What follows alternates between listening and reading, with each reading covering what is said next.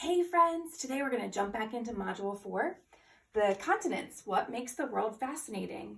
And we're going to look at our focus question today. What does a deeper exploration of the words and photographs in Europe reveal? So we're thinking about what is fascinating in Europe today, and we're going to look at a closer look at words and photographs to help us understand it better.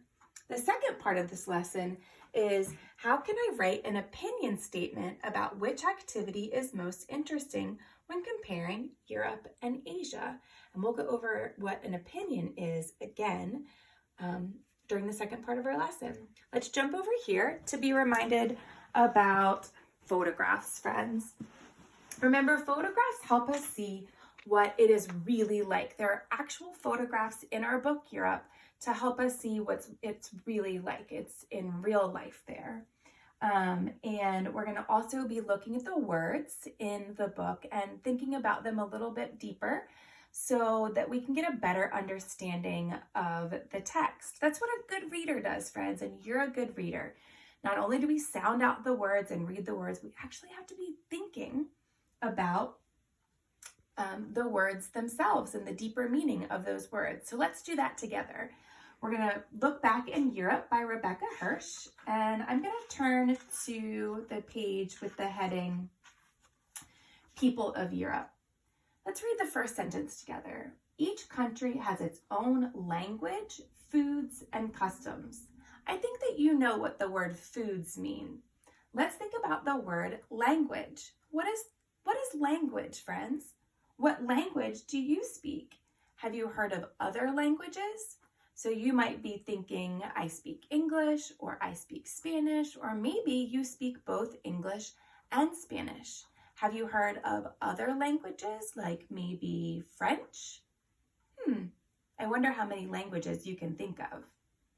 Friends, language is words that people put together to communicate ideas, and not everyone speaks the same language.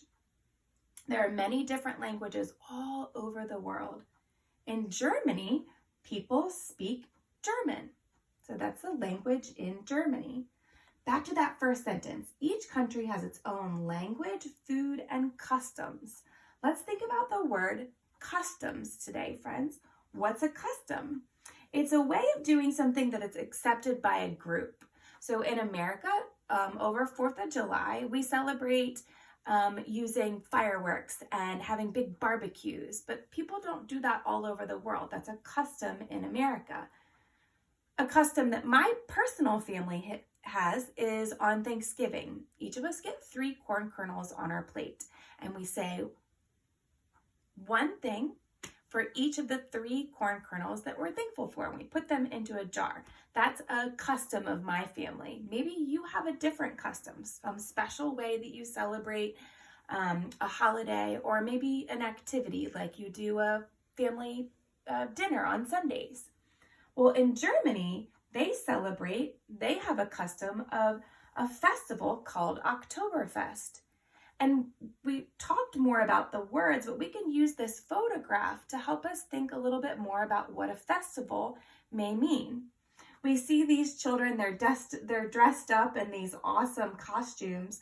So I'm guessing that a festival in Germany has some special clothes. And we know from the caption that we talked about last week is that they're dancing. So I'm guessing, and I understand better, that a festival is where you dress up and you do some dancing. It's a special custom in Germany. In the United Kingdom, people speak English. So the United Kingdom is a country in Europe. Look at all of the different countries in Europe. Europe is special because every single country has a different language. So in the United Kingdom, they speak English. In Germany, they speak German. In Italy, they speak Italian. In France, they speak French. So all of the different country has different languages. That's exciting to hear so many different languages in one continent. All right, let's look at one more page in the text. In Italy, people speak Italian. Italian. There is a city, oh, we just heard of another language. Another language. In Italy, people speak Italian. There is a city in Italy where the streets are waterways. There are no cars. People walk on sidewalks or ride boats to go from place to place.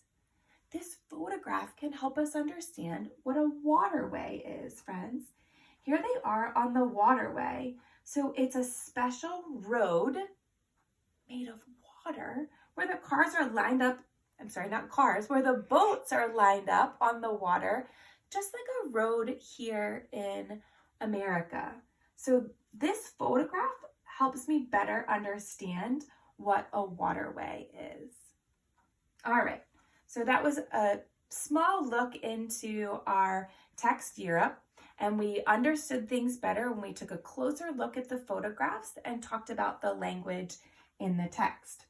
Well, I said our second part of our lesson was going to be about writing an opinion statement.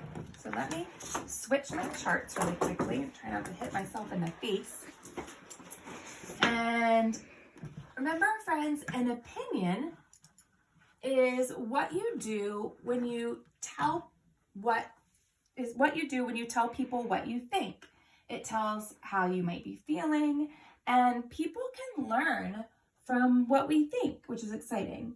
It is not a regular statement. So a regular statement would be, I am wearing a gray sweater. That's just a fact. It's a true fact. It's not an opinion. But if I gave you my opinion about my favorite color in the world, it would be brown. I think brown is the best color in the world. That is an opinion. It tells what I think about, and what I feel. Well, we're going to do that today, friends.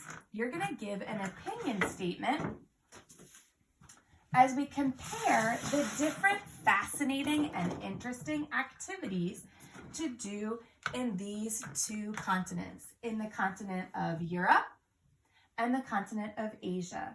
So let's do a quick read through. We've made this chart together a long time ago, so let's review all the interesting and fascinating things that you do in Europe. You celebrate and dance during festivals. People in Europe speak different languages. They ride on boats to go from place to place. They visit parks, buildings, and museums, look at castles, pick grapes, go skiing, and travel on rivers by boats to see interesting places. In Asia, people visit the Great Wall, they shop at street markets, they work in factories, they build computer parts, they grow and clean rice. The children were running in a monsoon. They walk in the snow, and some people live and work in the Burj Khalifa. So what's your opinion, friends? What do you think or feel is the most interesting place or thing to do in Europe? So I'm going to give my opinion statement. I think that the waterways in Europe is the most interesting thing out of these two continents. That's my opinions. I would love to go to Italy and in Venice and ride on a waterway like this. I think that would be really incredible to do. So I find that the most fascinating and interesting between these two continents. What would yours be? So I want you to think of your opinion statement. I think one of these things is the most interesting thing to do, and pick either Europe or Asia. Which activity or thing do you find most interesting? Let me know on Class Dojo or during our live meets. I'll see you later. Bye.